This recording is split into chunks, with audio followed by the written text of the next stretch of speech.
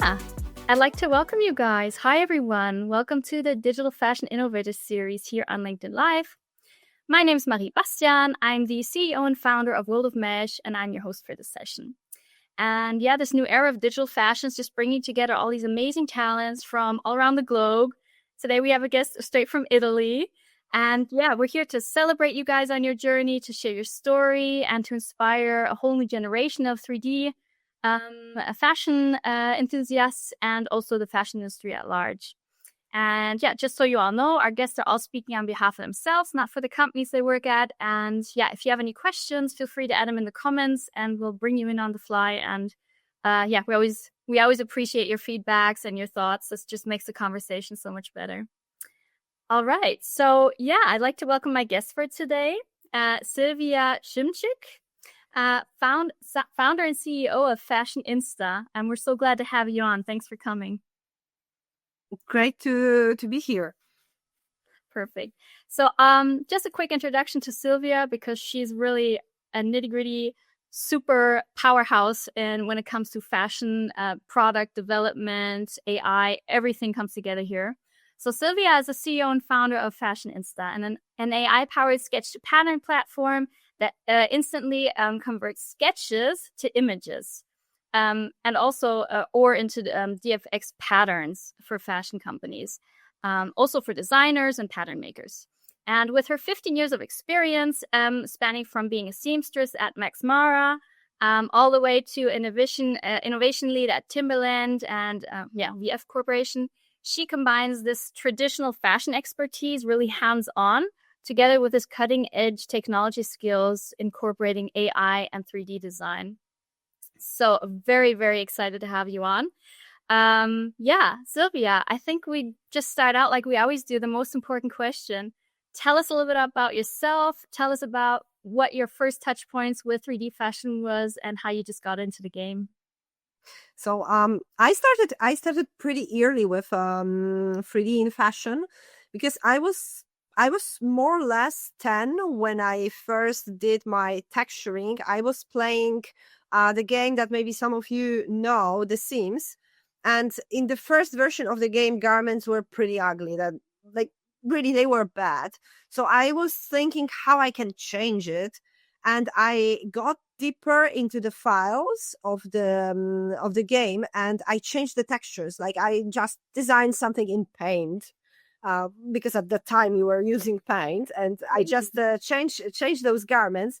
And I didn't know, but actually I did a texturing. Like, later I started to do it in Substance in another tools. But that was the first time I really used 3D.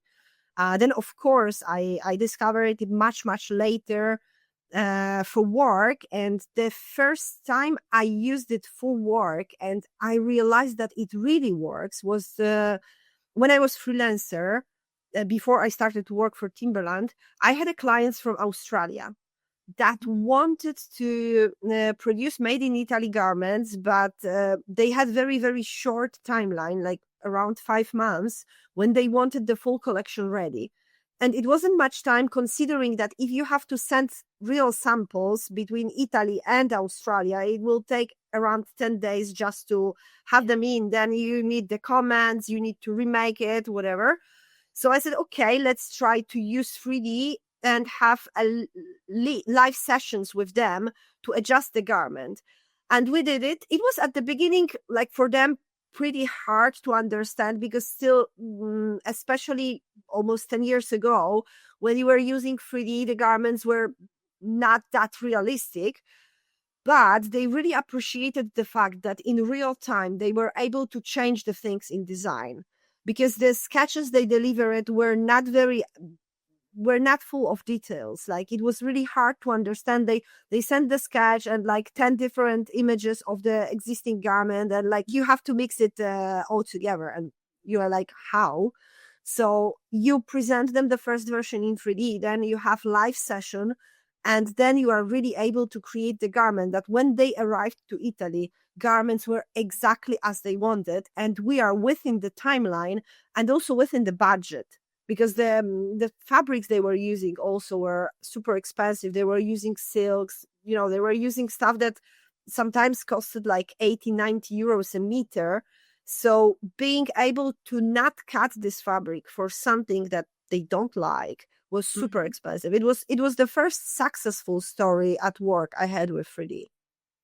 That's amazing. And we have everything in there. We have speed, we have cost savings, we have sustainability because the patterns and all these materials are not wasted for samples that probably don't fit correctly. Yeah. I mean, I'm a fan of digital fashion anyway, we all know that. But it's just it's great to talk to somebody who's really hands-on in product development, because a lot of people think of digital fashion as like a digital picture. And it just goes so much deeper in that. If you bring, 3D fashion and these tools into the product, development process. And same with AI. Like we talked before about, you mentioned like people always think of pretty pictures in AI and it's great, but it's not really connected to the product. But what I love about this session is that we're going to get into how you bring AI into the product development process, because that's where it really connects with everything and where it can really unfold this full potential. The thing I am always saying about digital fashion, like, using 3D or AI in fashion, is that where it really brings the value is while we are using those technologies to make better garments. Because at the end of the story, it's super fancy to see those animations and renders in 3D with garments that are walking, or these beautiful images generated with AI. I am hooked with that too. Like I am using Midjourney like there is no tomorrow. But at the end of the story, every fashion company is selling physical garments. So if you are using those technologies to make them better, to make them faster, to make them cheaper, to deliver them to the customer in the way customer is looking for them, to co-create them with your customers, this is where it really brings value. And it brings this, so discussed return on investment. If company is putting the money in technology, they want those money back, and they want them back very fast. Yeah. So we always have to think about that. Yeah, and we know how much money can go into bringing 3D into the pipeline really deep, and not, I'm not talking about just the end product, the visual, but it's really, I mean, it is an investment that a company commits to, and it's a long-term investment, and it doesn't happen from today to tomorrow. So I love it that you brought that up. Bringing it into the product development is really key at this point, where you can really get the juice out of it. But yeah, I mean, your journey into digital is really special and unique, looking in front of product development, as I said. So you've worked with clients introducing 3D that probably didn't have that touch point yet, right? So the example you had, was it like that they experienced it for the first time, or was that? For them, it was the first time. So think that I had a lot of clients when I was freelancer. Like I was working in the niche where my clients were people that are not coming from fashion. They just want to make business. Like, people that have money and think that they want to invest in fashion because, I don't know, it's a woman that love beautiful garments and thinks, okay, I can drop my fashion line. And this is a particular type of client, because you have to explain them sometimes the things that for people coming from fashion industry, it's like, yeah, this is how it works. For them, not. For them, everything is like, yeah, really. And it was super cool to bring. Maybe it was easier somehow also, because I just could sell it like, this is how we do it in fashion, no? Because they didn't know. So for them it was fine, and maybe from that point of view it was much easier.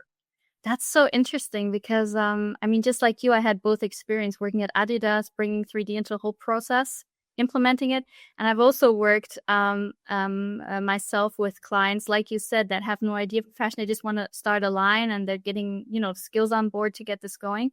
And I had a similar experience, but a different outcome, because so I introduced them and said, this is something special that other brands also don't have.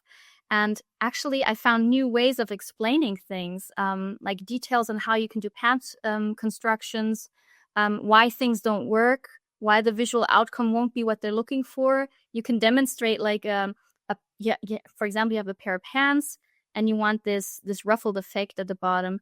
And so I had to explain why if you attach elastic to the bottom and somewhere at the knee, it won't have that ruffled effect. It will just fold because it's just 2 points that pull together, right? And it was hard to bring across, but then in 3D I said, you know what, I'll just show you. I just took a band, attached it, had the effect, and they're like, oh, I get it, okay. And I love how sometimes, like you said, every client's different, and you sometimes also find new ways of working with this tool. And it's always like you said, you tailor the approach to the client. But I love your way of introducing it in a way that's saying this is how things are done. That's a great turn as well. Because people don't because they trust you. Now if they decided to work with you, they trust that you are an expert. So if you are an expert and you are saying we are doing it this way, then I am someone who is always open to the comments from people, especially the ones that are not from the industry, because I strongly believe in open innovation. If you think there is a bell curve now where people that have no idea can say, okay, let's do it this way. Then there are people that are working and know how things are doing, and they ask themselves a lot of questions like, will it work? How we can make it work? Like, you have a lot of doubts. And then you have people that are genius and they're just saying, let's make it work.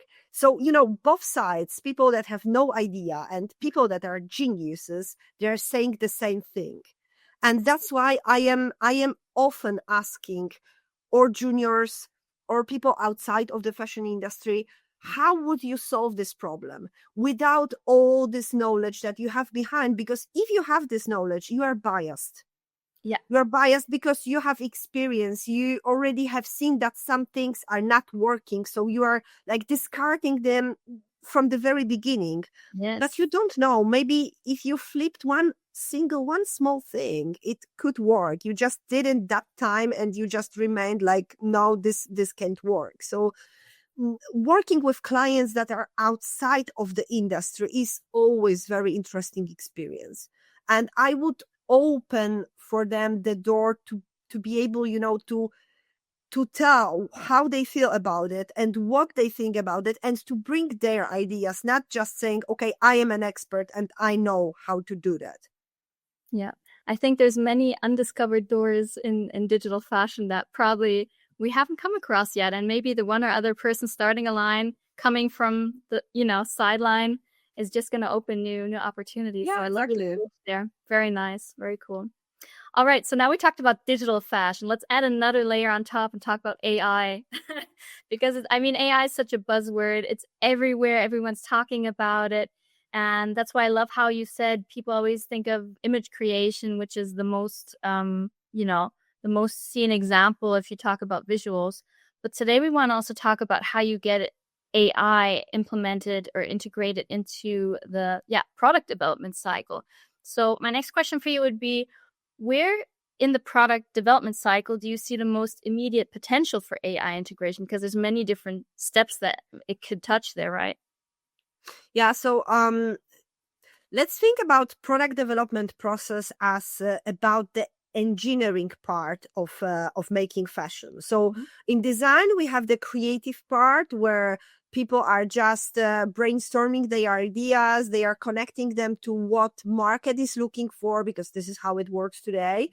And here we use AI to generate even more ideas, which may be needed, but I honestly don't believe we have an issue with creativity in fashion. We are not able to let people be creative, actually.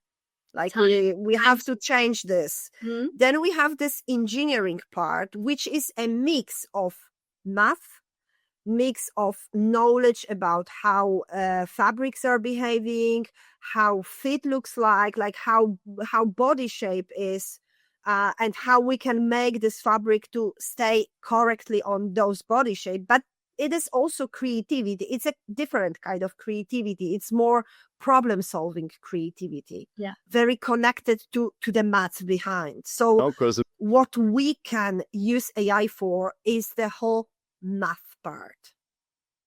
Because this is how FashionINSTA works. Like when we are making the patterns using AI, it's basically computing based on math formulas. So this is something that can be automated.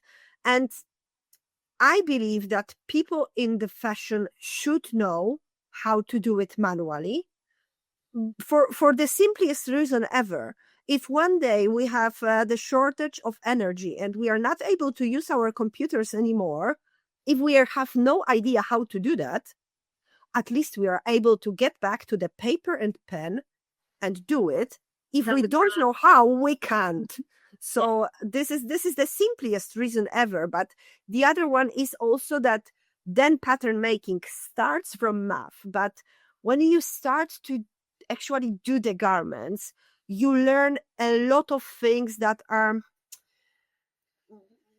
sometimes it's difficult to explain. And that sometimes you look at the garment and you know that something is off, even if you use the right formulas, even if you measured the body in the correct way, and it theoretically it should work, but it doesn't. And then you look at this garment and you say, okay, I think it is pulling on the shoulder. So let's change the shoulder length or the shoulder slope or whatever. And you see it works. But this is something you really can't, at the actual state of things, you really can't explain to the machine. Like how you explain to AI, like you could potentially send the photos of the garments that have this defect, but you need the millions of those photos. Slightly different with different lighting, whatever, that is saying if this happens, that means that you have to do this or this, and machine will do that. But we have no enough data. You have this data in your brain because you have seen all those garments and you know why.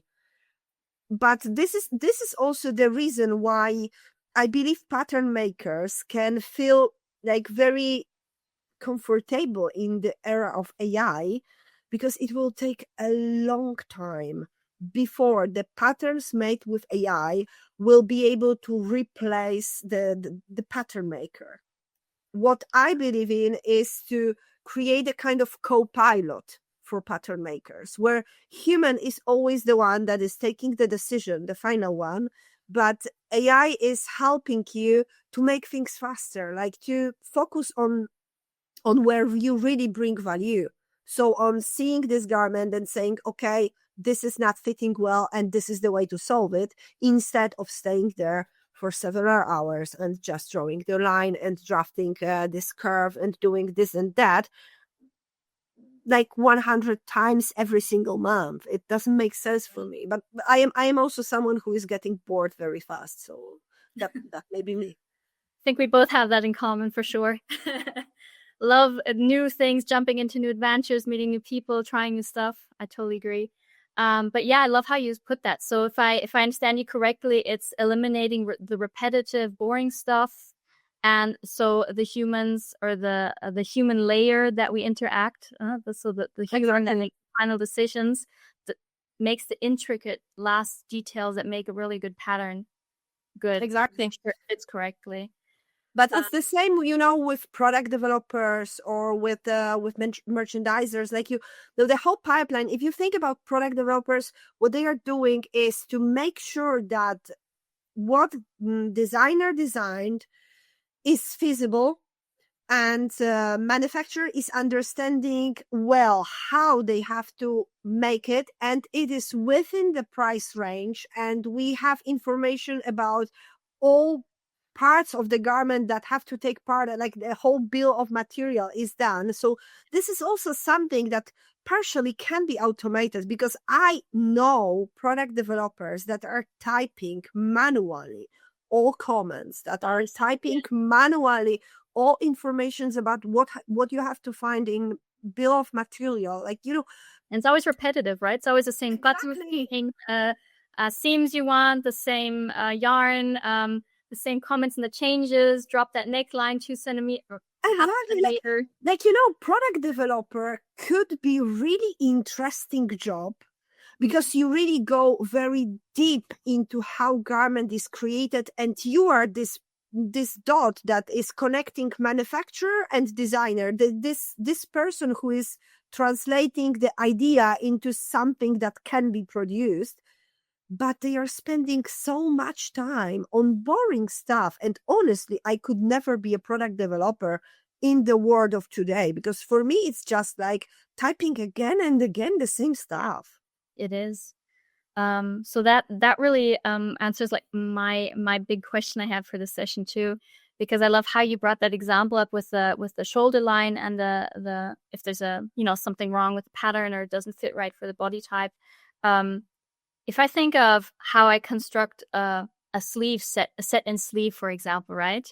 Just to construct this curve, there's so much math that goes into that. So you have all these different points that you measure out mathematically. Then you have like angles that you put in, certain angles, the alpha, whatever, beta, and then you connect them, and there's so many details that it has this exact shape. And if you have one change on this sleeve, it can throw the whole sleeve off.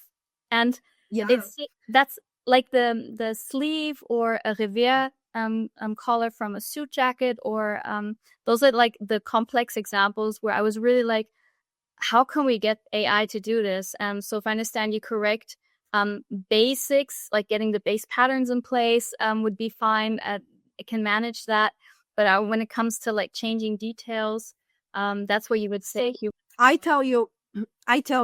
So for example, if we are talking about something that is coming directly from math formula, AI can definitely take it and it make it faster and probably even better than a human being, because you don't have like your hands that is shaking when you are designing the line. Like AI doesn't have hands, but if you execute perfectly the whole math formula and there is still something off, and this is something that happens quite often, AI is not able to solve it. No. Because how? AI have never sewn the garment, have never seen the person wearing the garment. Like you can, as I said before, you can fit it with thousands of images, but thousands of images is not enough.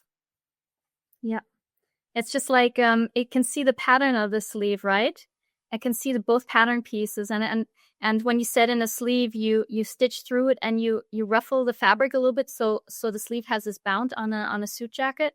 So you just have to pull the thread a little bit to give it a little bulge, so it sits really nicely on the shoulder, and that's something that a AI pattern wouldn't you couldn't teach it because it doesn't physically execute it, right? And this is a great point, because sometimes, and a pattern maker understands it, no? Sometimes garment is not fitting well, not because the pattern is wrong, but because the execution is wrong. And this is something that happens because if who sewn didn't respect the notches, or you used overlock and you cut too much or whatever, or like in this case you didn't execute the workmanship correctly, as a pattern maker you just open the garment and you are able to spot it. Yeah. AI can't. Yeah. AI probably would say, okay, we have, if you fit it with enough of images, no, it will probably find the way to change the pattern. But what if pattern was correct and the workmanship was wrong? It's not able to tell it. I love that point. It's so good. These things come out of conversation. That's why I'm working with you guys on this platform. It's such a valid point. You're right. And you said that, so just to sum it up again, basically we're not able, not only from an execution point, but also we're at this point not able to train an AI model on all the different fits. Like if you have that error in your shoulder or set in sleeve, you'd have to have so many images and you'd have to train this model so it can really recognize it. I think we have, that's just not possible at this moment. I think we have a question for that from Dorel I would like to bring in. Thank you so much for your question. And hi, everyone. Also, Hedja from London, was great to see that you're on. Dorel would like to know, does the AI learn from your fit corrections? So if we would get to a point where we can feed all these corrections inside, or is there any other way it can learn? It potentially could, if you have enough data, and this data is standardized. And by that, I mean that you are able to show that every time when this happens, like this wrong fit happens, you have to do that because this is what is solving the problem. Probably in this way you could do that, and probably this is something that can be done in like personal buckets. Like, let's say Dorel is using the tool and she has her library of the patterns, and she has her history of pattern adjustment. Probably she will be able to recall the case 1, 2, 3 when it already happened and tell to the AI, look, we already had it here, and just look at how we solved this issue, and it can execute on that. This is the use case I can imagine. Yeah. So if I think of that, but as you see, it's always human driven. Yeah. As you do. Yeah. So if I take that example, like a lot of digital fashion products, especially when companies start out on this journey, it probably works really well with basic garments. We're talking about, I don't know, hoodies, basic pants, t-shirts. But what I'm thinking is as soon as you get into more creative pattern making, more high fashion, more experimental, if you train, for example, AI that it should have a clean sleeve sit in, but then you want to design something with a huge bulge, like we had these silhouettes with these O shapes, so the sleeves that come out really wide. You'd also have to think about, when is the exception? When is this mistake wanted to get a certain outcome and when not? So that brings another layer of complexity into it, right? So I tell you that AI is great with making mistakes.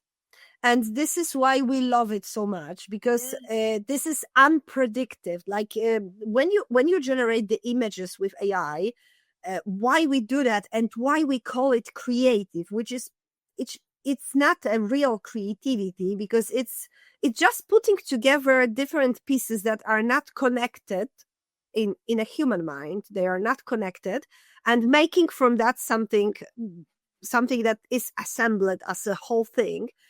And when you want to use AI in pattern making and you give it the basic rules, like that rule could be, let's say that the sleeve cap, like the sleeve part, have to be always or slightly longer, or at least at the same measurement of the armhole. It can't be shorter, because it can't. So if you give this kind of simple rules, but leave it with the possibility to do these mistakes, you could potentially get very interesting patterns. It's just enough that you tell it like the basic rules that you can't skip in pattern making. And this is another way I believe we could potentially use such a tools. Like, you send it to Sketch. Like I think about FashionINSTA, no? You send the sketch, you generate the pattern, and this is the pattern that is making you what you had on your sketch. But then you can ask it, make for me a crazy variations of this pattern. Like, connect it with the actual trends, or I don't know, make it in a style of I don't know, Renaissance or whatever. No, you just give it some keyword, and it is taking the liberty to generate something crazy.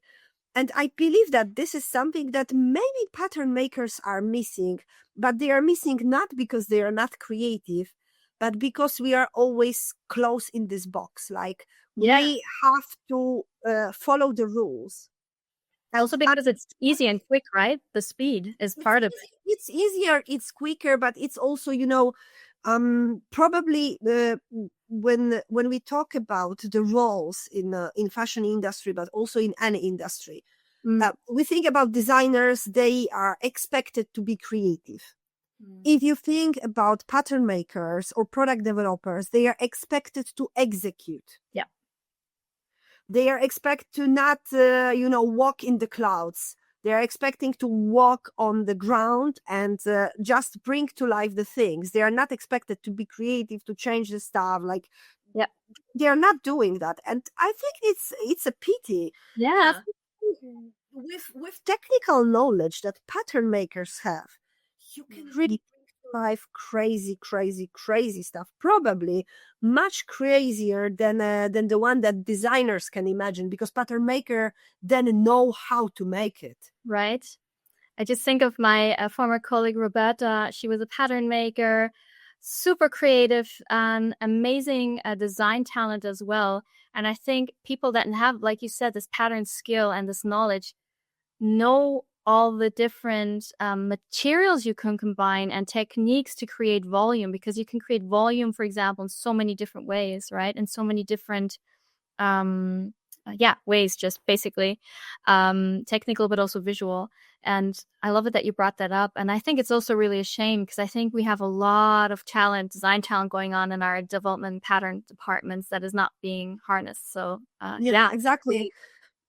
Because then you think now, like, have you ever happened to you to hear in the company, in the big fashion company, the pattern maker that is giving some comments on style, on purely on design? No, they don't, because they just, I would say, they know their place. It's very brutal to say, but unfortunately in fashion industry, in big companies, we often work in silos. So everybody has their own role. And the role of pattern maker is not to making the comments about the design, but they should. Yeah. So not everyone's lucky to make it like my colleague and to dab into the design world. And I'd love to see more of that happen as well, for sure. Yeah. But also when you were talking about translating the sketch or image into a pattern and giving a little freedom, for example, the Renaissance example you brought, bring a pattern or interpret it in a more Renaissance look and feel.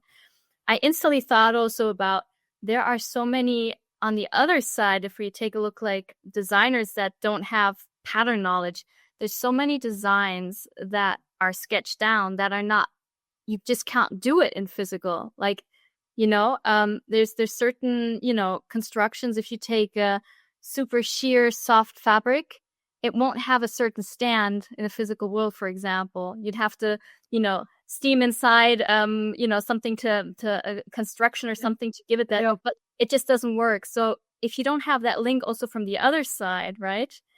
A designer not having product development, sewing, material knowledge, it's the same problem. So combining these two worlds is really the way we should go in the future. Yeah, exactly. I believe that this is one of the ways we want to develop FashionINSTA too. Like, today we are at very early stage, so we are generating the basic stuff. But for example, the example you gave, so the design that arrives to the tool which is impossible to do, it should give the feedback. It should say, okay, so how you imagine to make with this transparent fabric, this kind of sleeve that have to be constructed and basically need the fusible fabric connected to that, and you can't do it because it's transparent, so it will be visible. Like, I believe that also asking those questions, and this is what great pattern makers are doing with designers, especially in high fashion, luxury fashion houses, where designers are allowed to create this kind of things. Because this is another thing, like generally in fashion companies, designers today are not allowed to be creative. So they are creating, like, I've been there. Yeah, exactly. I had this conversation today with the person that was a design director at Timberland when I was working there, and for him it was exactly the same. Like, this is what everybody working in fashion industry will tell you. We are not allowed to be creative, but in luxury houses, you still can. And their pattern makers are the ones that are challenging designers. And if designer has an idea, and this is connecting to open innovation part, like maybe designer has no this technical knowledge, but maybe they will find the solution. Why not? Maybe they will change slightly the design. Like, I don't know, they will add a metal parts that can shape, and they embody it into design in the way that it looks cool. You know those skirts that are made with crinoline, like, with the Sounds structure. exactly, with the bone structure, and you can potentially create a sleeve like that with the bone structure. And if designer can arrive to that, pattern maker could arrive to that, but also designer. So this is the greatest thing. When you start with something which is impossible to do, you can still work on that and iterate it. And maybe AI will be able to help with this iteration or with this conversation between designer and pattern maker and product developer and merchandiser that is sitting on top of that and saying, guys, we can't do that because it won't sell, because it will cost too much, because we can't get enough quantity from manufacturer or whatever. Also merchandisers are an important part of the discussion. Yeah. They usually feel like product owners sometimes. Yeah, they are dropping everything. At the end, you go through the whole Rip thing it all up and again. then you have merchandiser. Hi guys, this 5 is dropped. Yeah, And exactly. It's that. Oh, it's the story of our lives, us as creatives and developers. Yeah, but so just to get back to that example of images that can't be created or maybe can, have you had examples in AI where you fed in, for example, I mean, I know that I've seen a lot of images created that probably I'd have to think really hard how to construct that if it even would be possible in the real life. But have you had that you fed in a sketch that just wasn't doable in a certain way? And is AI able to flag that and say, hey, you need to think about a different fabric? Or so what FashionINSTA is doing today, when it sees very complicated sketches that are not possible to create, it just gives you the simplified version of that. Yeah. So, for example, we had this thing with when we were trying, like, we just implemented fullness to the operations that we can generate, and we have AI generated sketch that had a fullness on the dart, which could be done, but it's pretty uncommon. Like, I wouldn't use the dart. I would make the whole cut because it just fits well. It just works better. And it basically created the cut instead of making the dart, because with the dart, if you have a lot of fullness, probably you are risking that the pattern will overlap at certain point. If you cut it, you have two pieces, so you can do so much fullness you want and you need. Now you could potentially even create a pattern that is running around. So it is. Exactly. It is simplifying, which at this stage is good. Most likely we have to add some more rules, and we have to give an opportunity to say that it is not feasible. In this case, it was feasible, actually. It just taken the easiest way, the fastest way to change it. Very cool. But yeah, I mean, I wouldn't try to say that it is not feasible. I would always try to find the solution, like use AI to find solution to make it feasible, maybe with some comments or with some adjustments, because this is where it can really bring the value. Because today you have this conversation between designers and product developers and pattern makers, where designer is coming like, here's the sketch. Product developer is saying, no, it will cost too much. Pattern maker is saying, no, it's not feasible. And conversation ends here. Often in teams, there is like no will to solve the problem or to discuss. Like, if pattern maker is saying it's not feasible, it go back to the designer, and designer have to change the design. because it's not feasible, instead of sitting together and discussing how we can make it feasible, how we can simplify it to make it feasible, or how we can change the fabric, or how we can add some structure to that, or how we can add a cut that make it feasible, because sometimes this is a matter of few cuts. This is the same thing with zero patterns, or with patterns done for circularity. Like, this is also the thing we want to work on, like how to change your pattern to make it zero pattern, for example. So you fit with your pattern, your actual pattern with the garment you want, but you click, I want it as a zero pattern. And for me, this is something super cool, because there are rules behind zero patterns. And it's math. It's totally math, because it's a matter of right cuts and right change of the pieces that is slightly changing design at the end, but it is making it much more sustainable. So zero pattern means zero waste. So basically using all the fabric and not cutting off so much and throwing it away. Exactly. While in case of circular patterns, we have the opposite thing, because in patterns that can be used for circularity purposes, the pieces have to be big. Because in this way, when you want to do something different out of that garment, let's say you have the dress and you want to make out of that, at the end of the life of the garment, the skirt and the top and the, I don't know, pochette or whatever.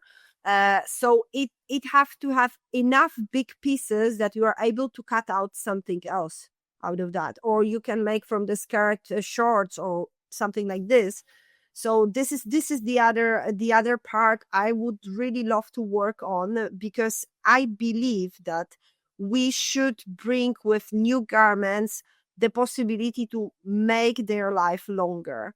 And unfortunately, trends are changing. If you are selling today a garment that is trendy, it won't be in 1 year. So you can expect that who bought the garment, they won't wear it next summer. It will stay in the closet, or it will be thrown out. So if we give them a possibility to make something different out of that garment, they are not wearing the same thing. They are wearing something else, even if it's still, the same piece of fabric used. Yeah. Great. So we have another question here I'd like to bring on from Jitenda. Can't we train the models with the sale comments and measurement sheets that accompany it with samples like protos, fit, or PP samples? And I guess that goes also back to the question, what do we need to be feeding these AI models? Sorry, I got my light here. These AI models to actually train them. What would go into the training? So we could potentially do it. Definitely measurement sheets, it's something that you have to start from, because if you want to generate pattern, you need the measurements. So this is the very beginning of the thing. And for example, we already have it. But if we talk about the comments and like with samples, so you want to fit it with the images of the garment and say, okay, I want to change this and I want to change this, like it happens in the process. That could be, but we need standards. The problem with data in fashion is that we are really sleeping on gold mines of data, but we are not able to use it because it's too fragmented. It's too different. Like one company is taking photos in one way, the other one is taking photos in another way. So to be able to do that, we have...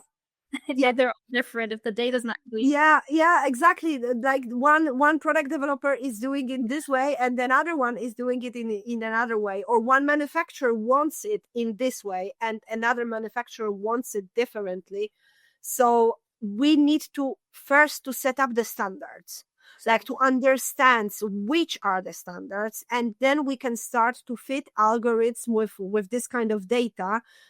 So we can solve this kind of issues, because if we know that the photo of the proto have to be done in this way, and so we can compare apples with apples.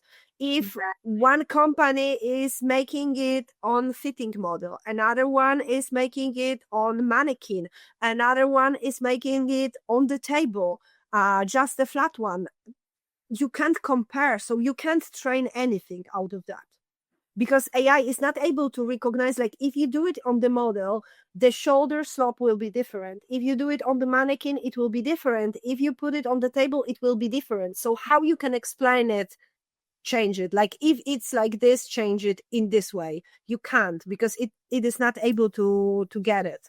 So first we have to understand which is the standard of the data, or set up the standard, because we don't have it actually right now.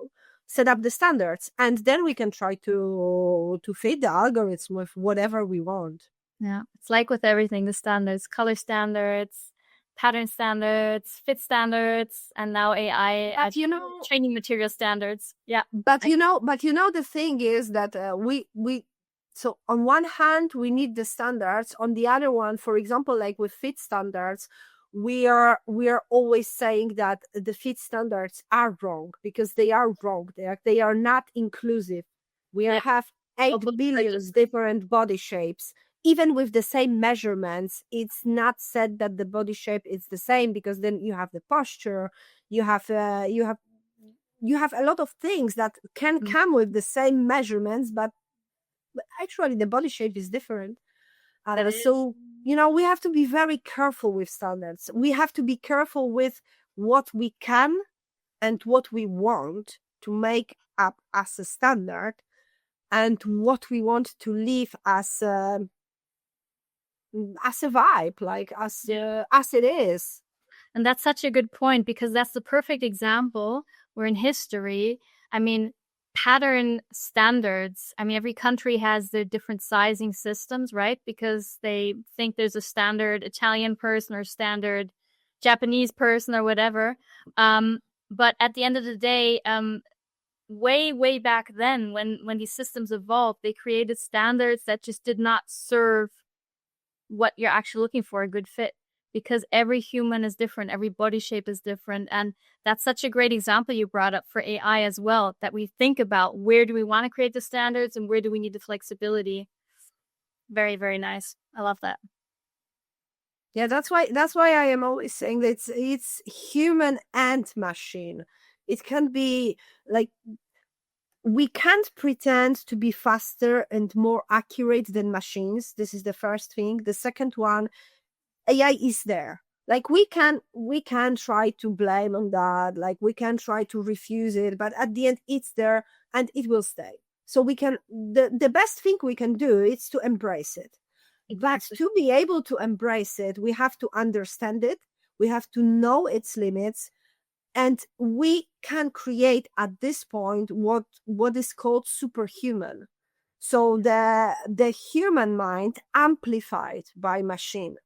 And it's not a war, it's a collaboration where, anyway, human being is the one that has the latest decision to take. Yeah. So when we're getting to that point, I'd like to come to my last question for today.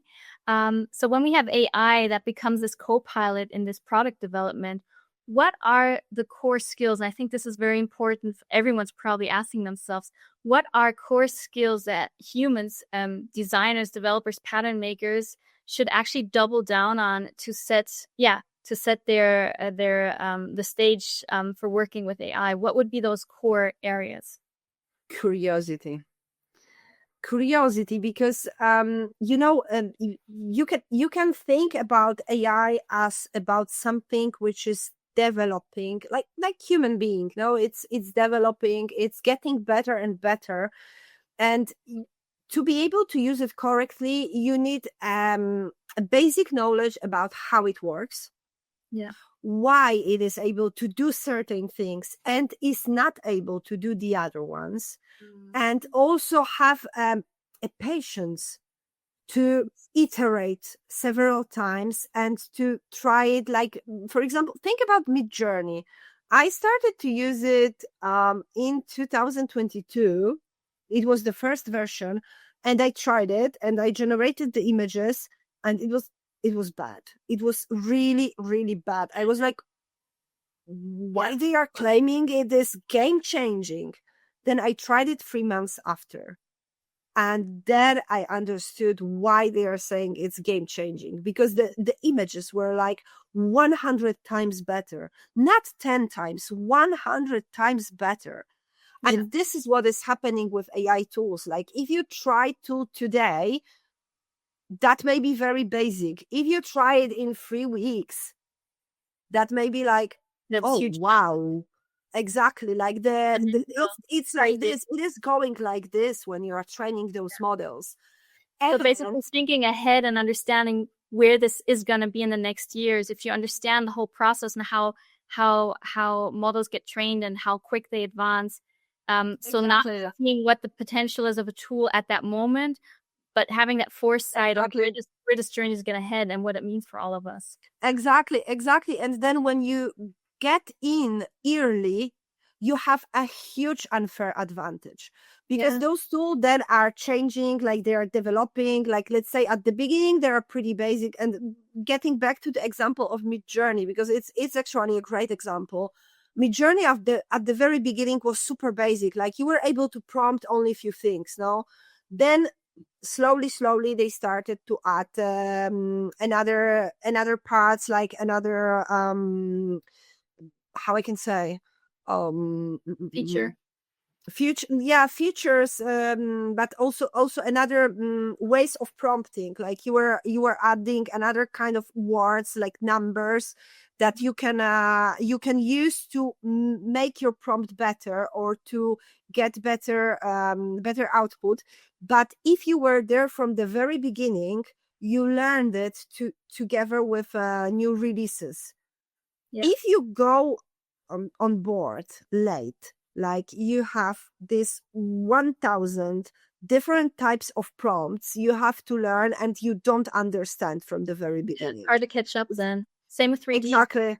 Exactly. Same 3D, because if you think about Cloud 3D 10 years ago, it was already complicated, but it was still like, few buttons that you have to understand how they work. But if you open it today for the first time, it's like, what the check? Like it's a lot. And this is the same with AI tools. If you have to look forward, you have to be curious, you have to willing to learn, and you need the basic, like really basic knowledge about what machine learning is, what AI is, what generative AI is, which is just a part of AI, because we really can use AI for a lot of things. It's not just generating images or generating patterns or generating tech packs. It is able to get a lot of data out there, and it is able to elaborate it for us if we are able to ask about it, and we are able to prompt it. So prompt engineering, it was a buzzword like 2 years ago, 1 year and a half ago. Like there were prompt engineers that were taking a lot of money. Like they were jobs for like 500K. I have seen sometimes 500K a year just to writing the prompts.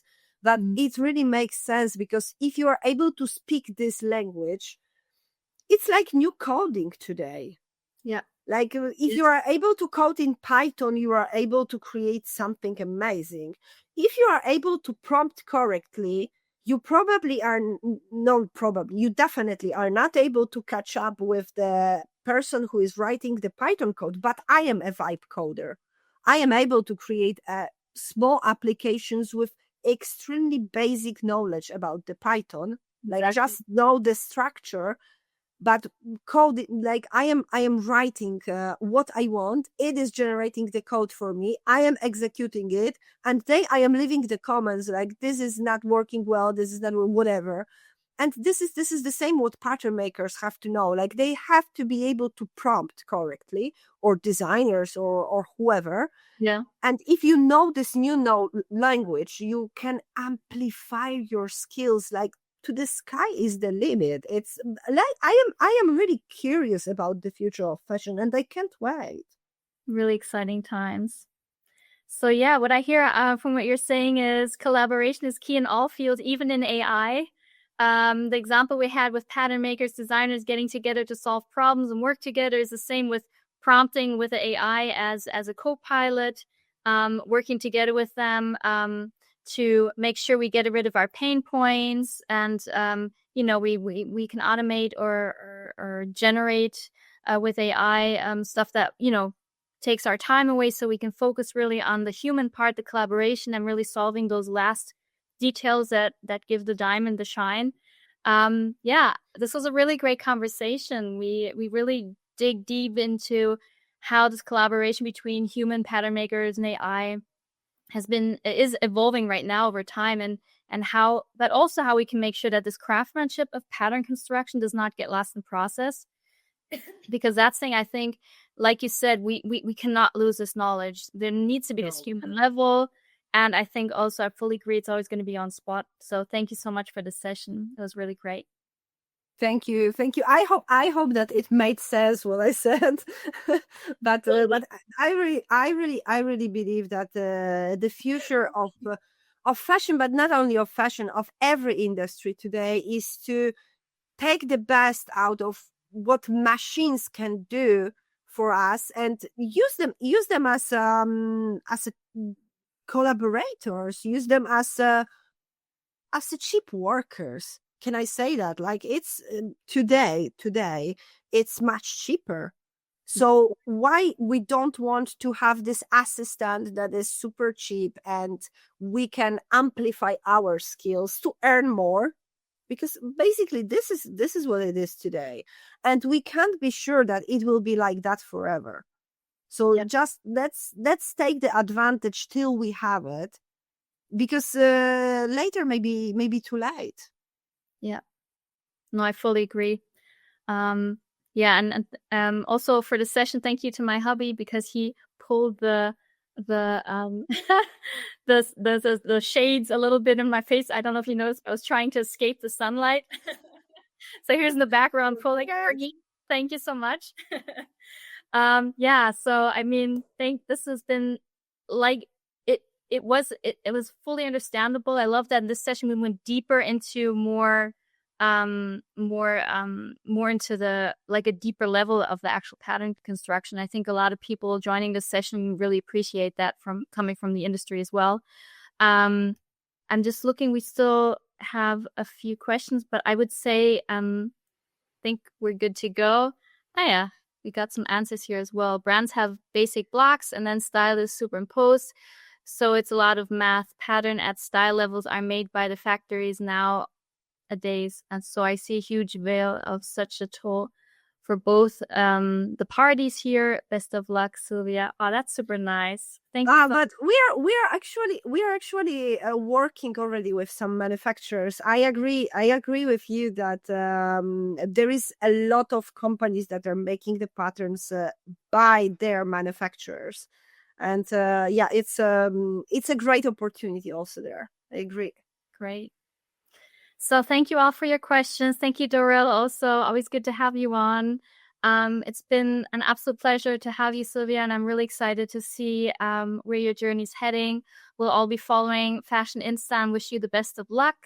And who knows, maybe we'll have you back again and we can get more into detail and see what the future holds for us. Yeah, let's meet in 1 year and see where we will be at that time and what we can bring to the table. Thank you very much for having me. Thank you everyone for comments, for wishes of luck, and I hope write me on LinkedIn if you want to know more about what I am doing, or if you want simply to discuss the actual state of fashion. And thank you. Perfect. All right, everyone, have a great week, and we'll see you in the next session. Bye-bye. Bye.